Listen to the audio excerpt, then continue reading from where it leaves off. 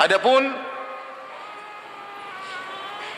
imam mereka, Al-Imam Abul Hasan Al-Asy'ari rahimahullahu taala, ya. Beliau ini tumbuh dalam mazhab Al-Mu'tazilah. Jadi selama 40 tahun beliau belajar mazhab Mu'tazilah dengan suami ibunya, yaitu kalau enggak salah Abu Ali Al-Jubba'i. Ini tokoh Mu'tazilah. Maka dia belajar Mu'tazilah dari suami ibunya, ya bapak tirinya, selama 40 tahun. Setelah itu dia pun sadar, maka dia pun bertemu dengan sebagian murid Muhammad bin Kullab, ya, yang dinisbahkan kepadanya mazhab Kullabiyah, ketemu dengan muridnya, maka dia mengambil mazhab Kullabiyah dari muridnya Muhammad bin Kullab. Maka berubahlah mazhabnya. Kalau Mu'tazilah menolak sifat-sifat Allah seluruhnya, adapun Kullabiyah hanya menolak sebagian sifat Allah dan menetapkan sebagian sifat Allah. Sifat-sifat dzatiyah ditetapkan oleh Muhammad bin Kullab, seperti sifatul ulu, Allah berada di atas. Kemudian sifat al-yad, yadain, kedua tangan, wajah, al-ainain, dua mata, ya. Allah Subhanahu wa taala memiliki dua mata dan seterusnya. Jadi Abul Hasan Al-Asy'ari memiliki 3 kondisi. Kondisi pertama berada di mazhab Mu'tazilah, kondisi kedua berada di mazhab Kullabiyah, dan yang ketiga di akhir hayatnya beliau kalau tidak salah bertemu dengan Al-Imam Al-Barbahari rahimahullahu taala. Kemudian beliau pun merubah mazhabnya menjadi mazhab Ahlus Sunnah wal Jamaah, sehingga beliau menulis buku namanya Al-Ibanah an Usulid Diyanah. Kemudian dalam buku tersebut beliau mengatakan, saya berada di atas mazhabnya Al-Imam Ahmad bin Hanbal rahimahullahu taala. Jadi beliau sudah bertekad untuk mengikuti mazhabnya Al-Imam Ahmad bin Hanbal, karena Al-Imam Ahmad bin Hanbal berada di atas manhajus salaf. Dan beliau sudah berusaha, secara garis besar beliau kembali merujuk kepada manhajus salaf, namun ada sebagian yang beliau belum mampu untuk rujuk karena masih ada syubhat yang bercokol di kepala beliau rahimahullahu taala. Tetapi secara umum beliau sudah berusaha menuju kepada manhajus salaf. Inilah Al-Imam Abul Hasan Al-Asy'ari rahimahullah, sehingga di akhir hayatnya beliau menulis kitab Al-Ibanah. Ada kitab-kitab yang lain yang semisal dengan Al-Ibanah, yaitu Maqalatul Islamiyyin, ya. Kemudian kitab Ar-Risalah ila Ahli Tsaghar, kemudian kitab Al-Ibanah. Di 3 buku ini beliau menetapkan Allah di atas. Dan di 3 buku ini beliau menetapkan sifat Al-Istiwa. Di ketiga buku ini beliau menetapkan Allah memiliki sifat Al-Ainain, sifat Al-Yadain, 2 tangan dan 2 mata. Dalam 3 buku ini, ya. Kalau seandainya Al-Ibanah diragukan oleh sebagian Ahlul Bidah, dan Al-Ibanah ternyata benar-benar karangan Abul Hasan Al-Asy'ari. Kenapa? Murid-muridnya menukil dari beliau tentang perkataan Imam Abu Hasan Al-Asy'ari dari kitab Al-Ibanah. Karena sebagian orang meragukan, itu bukan karangan Abul Hasan, itu hanya karangan yang dinisbahkan kepada beliau, dan tidak benar. Ternyata sebagian ulama Asy'ariyah menukil dari kitab Al-Ibanah. Nah, kalau Al-Ibanah pun tidak diakui, masih ada kitab Maqalatul Islamiyyin fi Ikhtilafil Musallin, dan juga kitab Risalah ila Ahli Tsaghar. Dan kitab ini secara umum, secara global berada di atas manhajus salaf. Meskipun ada sebagian kesalahan-kesalahan, ya, tetapi secara umum berada di atas manhajus salaf, yang menunjukkan beliau sudah merujuk kepada manhajus salaf pada tingkatan yang ketiga. Maka menyedihkan, ada suatu kelompok yang menisbahkan diri mereka kepada Al-Imam Abul Hasan Al-Asy'ari, sementara imamnya sudah berubah. Sementara imamnya sudah berubah. Sementara imamnya sudah merujuk kepada manhajus salaf. Sementara mereka masih menisbahkan diri mereka kepada Abul Hasan Al-Asy'ari, sementara Abul Hasan Al-Asy'ari sudah merubah akidahnya. Ya. Assalamualaikum warahmatullahi wabarakatuh. Bismillah, alhamdulillah, wassalatu wassalamu ala sayyidina Rasulillah wa ala alihi wa sahbihi wa mawala, wa la hawla wa la quwwata illa billah. Ikhwani fillah yang dimuliakan oleh Allah Subhanahu wa taala, berjumpa lagi dengan saya. Mudah-mudahan senantiasa kita diberkahkan umur dan amal pekerjaan kita dalam kehidupan ini, amin ya rabbal alamin. Pada kesempatan kali ini saya akan meluruskan apa yang telah dijelaskan oleh Al-Ustadz Firanda golongan Salafi Wahabi yang mengatakan bahwasanya Imamuna Al-Imam Abul Hasan Al-Asy'ari melalui 3 periode. Periode ketika beliau masih Mu'tazilah, kemudian periode mengikuti Ibnul Kullab atau Kullabiyah, kemudian masuk kepada As-Sunnah. Sebelum menjelaskan apa yang ingin saya jawabkan terhadap apa yang dituduhkan kepada orang-orang Asy'ari, bahwasanya Al-Imam Al-Asy'ari itu melalui 3 periode. Periode yang pertama adalah Mu'tazilah, periode kedua Kullabiyah, periode ketiga adalah Ahlus-Sunnah. Yang disayangkan, kata mereka orang-orang Salafi, Al-Asy'ari, terkhusus Asy'ariyah yang ada di Indonesia, mengikuti yang masih di Kullabiyah. Dia tidak mengikuti dengan apa yang ada di kitab Ibanah dan lain sebagainya. Apakah betul demikian? Apakah itu adalah sebuah tuduhan saja dan sebagainya? Kita lanjutkan berikut ini. Bahwa yang pertama kali mengatakan bahwasanya Al-Imam Al-Asy'ari itu, Abul Hasan Al-Asy'ari, melalui 3 periode, itu secara sebuah isyarah oleh Syekh Ibn Taimiyah dalam kitabnya Majmu' Fatawa beliau. Saya bacakan dalam kitab Majmu' beliau, Innal Asy'ariyah wa in kana min talamidatil Mu'tazilah thumma taba fa innahu tilmidhul Jubba'i wa malah ila tariqati Ibn al-Kullab wa akhadha an Zakaria as-Saji usul al-hadith bil Basrah thumma lamma qadima Baghdad akhadha an Hanbaliyati Baghdad umuran ukhra wa dzalika akhiru amrihi kama dzakaruhu huwa wa ashabuhu fi kutubihim.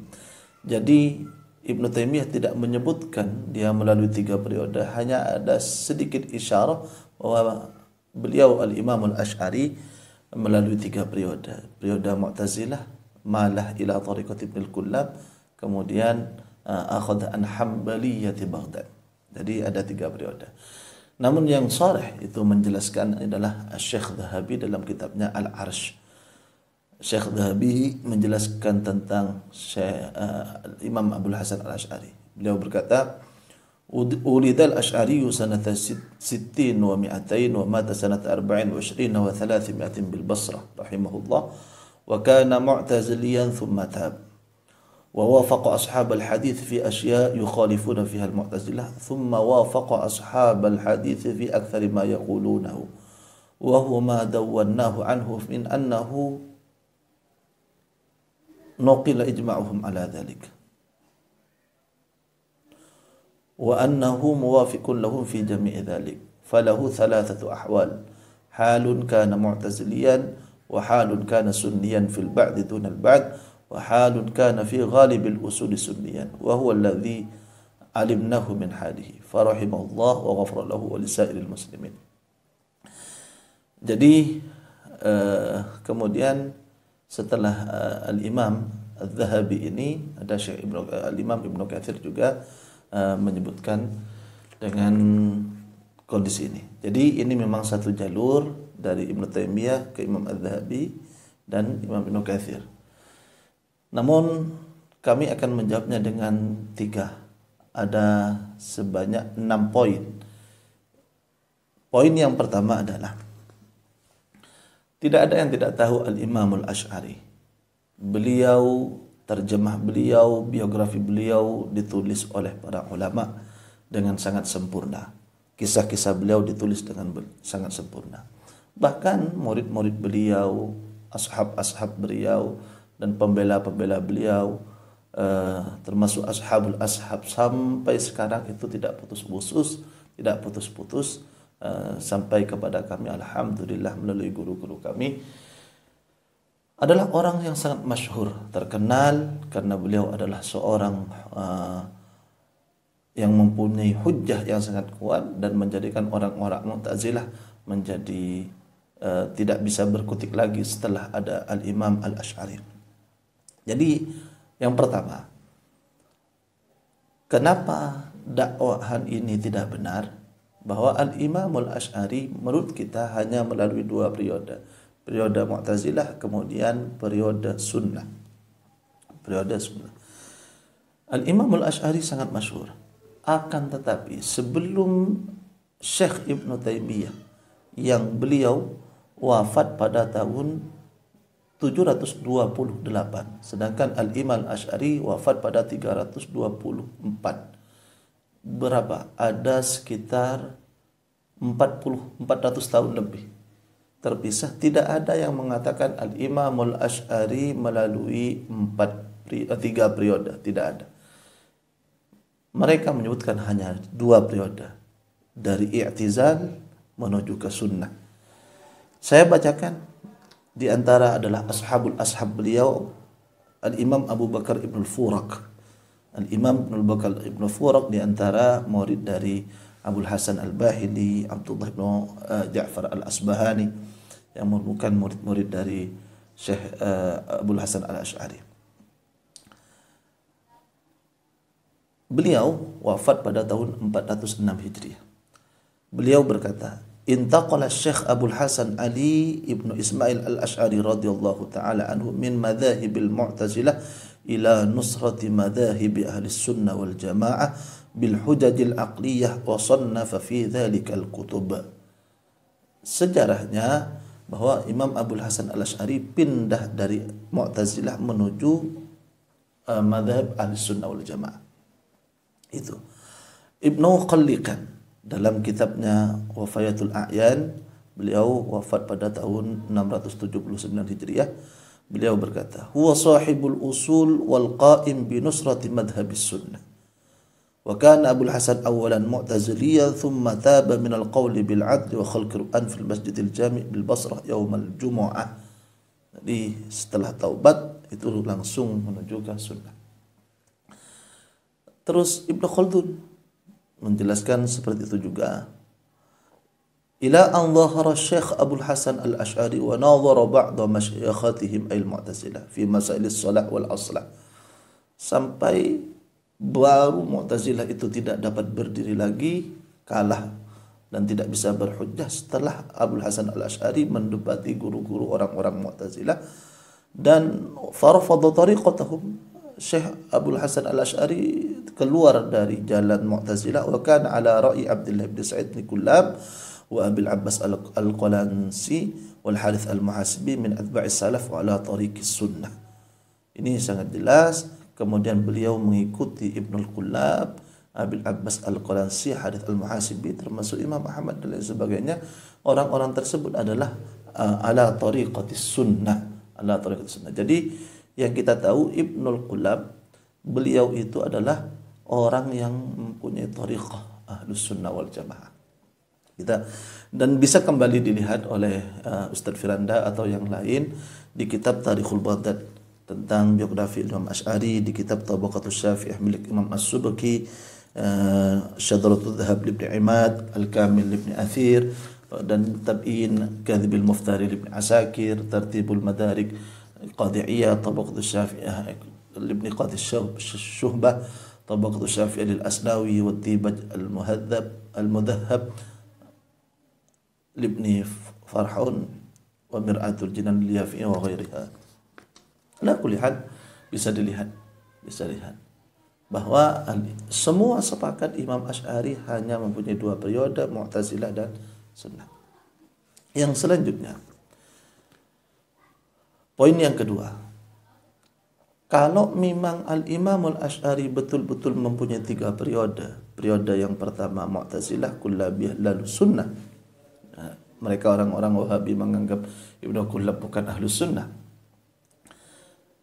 Kita tahu bahwasanya ketika Al-Imam Al-Asy'ari melakukan perpindahan keluar dari thariqah Mu'tazilah, dia di mimbar Masjid Jami berkata dan keluar dari Mu'tazilah seperti keluarnya baju dari badan, mengumumkan tentang dirinya yang keluar.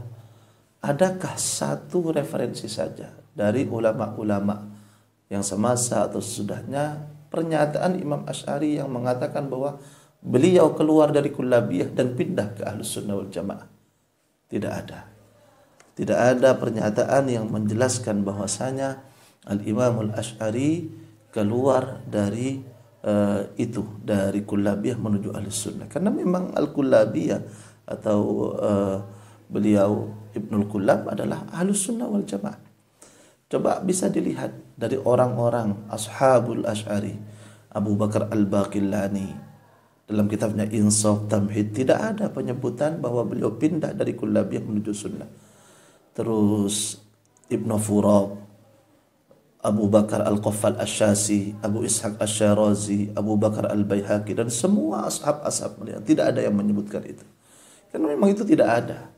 Hanya belakangan kemudian 400 tahun kemudian lebih ada yang memberikan talmih seperti itu, memberikan isyarah yang seperti itu. Yang ketiga,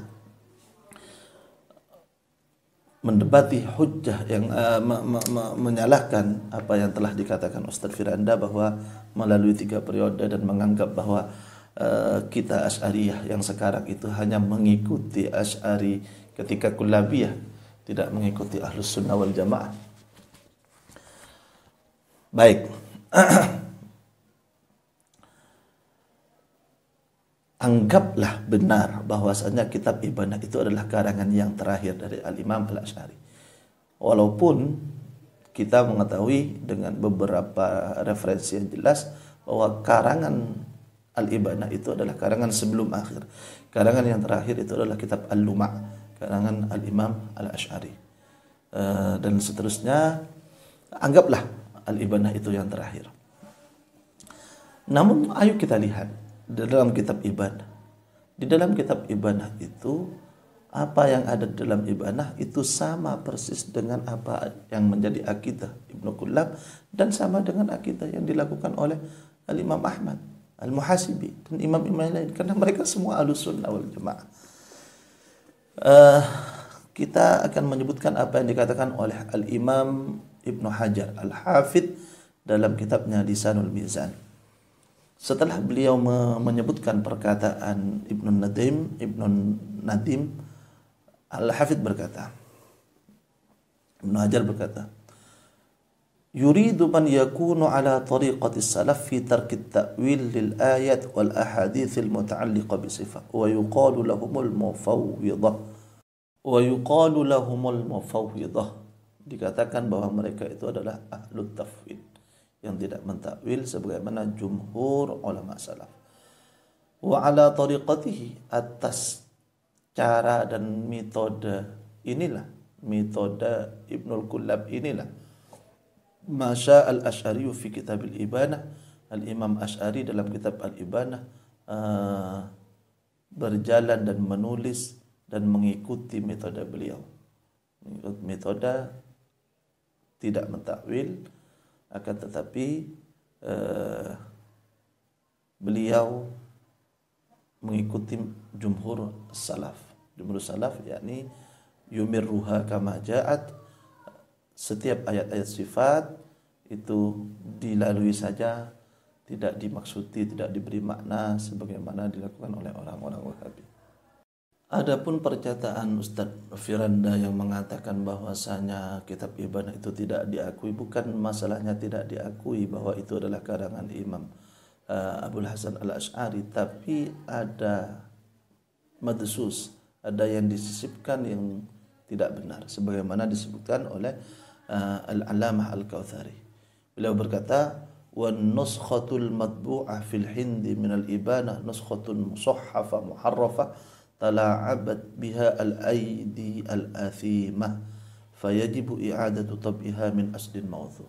Cetakan yang ada di India itu banyak yang dirubah, telah dilakukan beberapa perubahan, maka perlu dicetak ulang dan melihat dengan ibarat-ibarat yang betul-betul ada referensi yang benar. Kemudian hal itu disebutkan oleh Dr. Abdurrahman Badawi juga, sama dengan apa yang dikatakan oleh Syekh Al-Kautsari barusan. Untuk lebih paham tentang ini, ada satu kajian bernama kajian Nadharah Ilmiyah fi Nisbati Kitabil Ibanah Jami'i ilal Imam Abil Hasan Asy'ari. Di sini dijelaskan tentang isi semua kitab Al-Ibanah. Jadi ada 3 cetakan Ibanah yang beredar. Pertama cetakan itu adalah yang biasa yang dianggap ada beberapa tahrif, ada perubahan. Yang kedua ada punya Syekh Wahbah Ghawuji. Dia menulis kitab ibadah. Kemudian yang sangat jelas adalah Al-Imam Ibnu Asakir dalam kitabnya Tabyin Kadhibil Muftari, beliau mengangkat dua fasal, yang dua fasal itu diambil murni dari kitab Ibanah. Diambil, dinokil langsung dari kitab Ibanah, dua fasal. Ketika dua fasal itu dicek dengan dua Ibanah cetakan yang ada di sini dan ada beberapa perubahan-perubahan, maka kemudian ada bukti-bukti yang menjelaskan bahwa kitab Ibanah itu ada tahrif dan sebagainya.